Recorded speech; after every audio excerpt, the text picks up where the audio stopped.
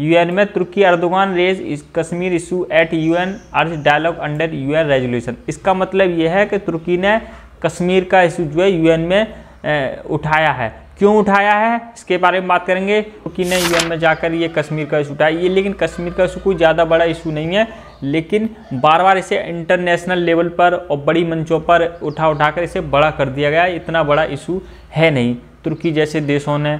अब ये क्यों उठाया तुर्की ने ये इशू कि कश्मीर का इशू जो है इंडिया और पाकिस्तान का जो बायलैटरल इशू है उसके लिए इंटरनेशनल लेवल पर ले जाया जाता है तुर्की के द्वारा।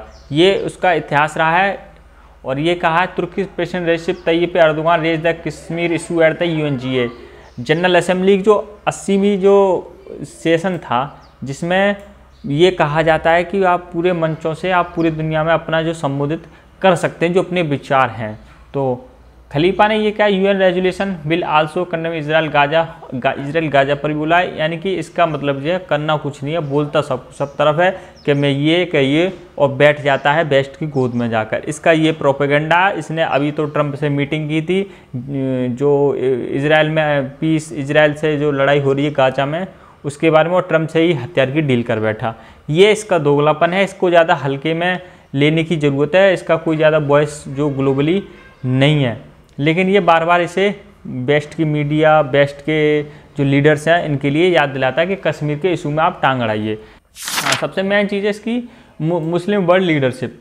दोस्तों मुस्लिम वर्ल्ड लीडरशिप में इसे एक्सेप्ट तो कोई नहीं करता, चाहे अरब देश हो, ईरान हो, कोई सा भी मुस्लिम देश इसे इतना मतलब मुस्लिम लीडर मानता नहीं, लेकिन अपने आप को ये मुस्लिम लीडर समझ बैठा है। ये अर्दोगान का कि मैं पाकिस्तान का इशू उठाता हूँ, पाकिस्तान मेरे साथ है, ऐसा कुछ भी नहीं है। ये बिल्कुल इसका फेक प्रोपोगंडा है। ये है रिमेंबर फ़िलिस्तीन, रिमेंबर रही है crisis in Myanmar, Erdogan freaking Christian Israel and the best, Kashmir first perfectly into the pattern by raising Kashmir at UNG, Erdogan send signal तुर्की stand with the oppose Muslim everywhere. यानी इसका stand ये है कि जहाँ पर मुस्लिम का मतलब अत्याचार होगा वहाँ पर तुर्की खड़ा रहेगा। सबसे ज़्यादा अत्याचार गाजा में हो रहा है तो वहाँ पर क्यों खड़े हो, वहाँ के वहाँ उसकी सिट्टी पुट्टी गुल हो जाती है। इसका कोई दोगलापन है ये सब। और एक और बात कर लेते हैं पाकिस्तान फैक्टर। पाकिस्तान से ये चाहता है कि Turkey supply Pakistan with military hardware including advance drone that will repeatedly use the cross border tension. इसका मतलब ये है पाकिस्तान के साथ जो अपना सपोर्ट बनाए रखें, यूएन में जो कश्मीर का मुद्दा उठाते रहे, इससे ये है जिसके जो हथियार हैं वो पाकिस्तान को बेचने का इसका पूरा गेम प्लान है, पाकिस्तान को, बांग्लादेश को। और एक और बात कर लेते हैं कि भारत ने इसकी जो ब्रिक्स की सदस्यता थी वो ब्लॉक कर दी थी, इसकी वजह से ये बहुत ज़्यादा खपा हो चुका है।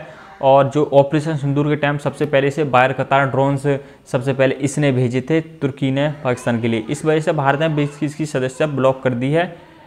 और ट्विटर पे जो इंडियंस लोग हैं, इंडियन नेशनल के लोग हैं, इंडियन नेशनलिटी ज़्यादा मानते, राष्ट्रवादी बिल्कुल, उन्होंने इन्हें टैग कर करके कि इंडिया ने ब्रिक्स की जो तुर्की की है एंट्री वो बैन कर दी है। इस वजह से ये बहुत ज़्यादा नाराज, चला बिल्कुल नाराज़ हो जाए, लेकिन ये इशू जो है कश्मीर का इशू बायलैटरल इशू है, इसको बहुत बार उठाता है। ये सबसे बड़ी बात ये है कि ये इंडिया को क्यों टारगेट करता है। अब सबसे बड़ा मुद्दा तो यही है क्योंकि भाई द तुर्की directly challenge India rising global power.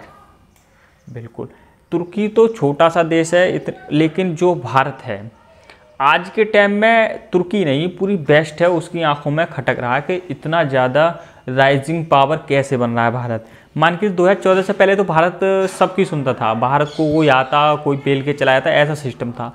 मतलब एक तरीके से वेस्ट का इन्फ्लुएंस सबसे ज़्यादा था। लेकिन 2014 के बाद, मैं बिल्कुल सच्चाई बता रहा हूँ, ये नहीं कहेंगे कि आप ये गोदी बात है, अंधभक्त है, ऐसा कुछ नहीं है। लेकिन आप देखें 2014 के बाद कितनी बड़ी डेवलपमेंट हुई है, स्वदेशी मेड इन इंडिया और हथियार की सप्लाई मतलब स्वयं बनाने लगे हैं।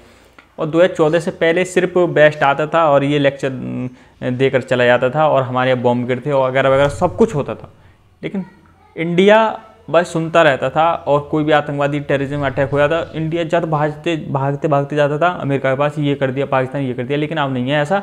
तो इसलिए ये तुर्की डरा हुआ कि राइजिंग ग्लोबल पावर बन चुका है, साउथ का लीडर बन चुका है, ग्लोबल साउथ का। तो इसके लिए ये बहुत बड़ा दुख है, मान के आप चल सकते हैं। और आप एक और बात नोटिस करिए कि 2014 के बाद इंडिया इतना इमर्जिंग पावर बन रहा है। आप दे सकते हैं कितने साल हुए 2014 के बाद, 11-12 साल हुए हैं। 11-12 साल में इतना स्वदेशी, इतना उपकरण, इतना जो है हथियार अपने मेड इन इंडिया बना रहा है। अगर आप सोच सकते हैं 70-80 सालों से अगर इंडिया ऐसे इस पॉलिसी पर काम करता तो कितना बड़ा लीडर बन जाता। इस वजह से ही डरे हुए हैं।